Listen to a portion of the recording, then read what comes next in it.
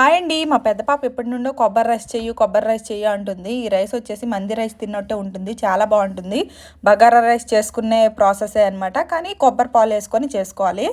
First అయితే కొబ్బరిని ముక్కలుగా కట్ చేసుకొని మనము ఎన్ని నీళ్ళు అయితే మనం బియ్యంకి వాడుకుంటామో అన్ని నీళ్ళు వేసుకొని కొబ్బరిని బాగా మిక్సీ పట్టుకొని వడకట్టుకొని పాలు అయితే తీసుకోవాలి.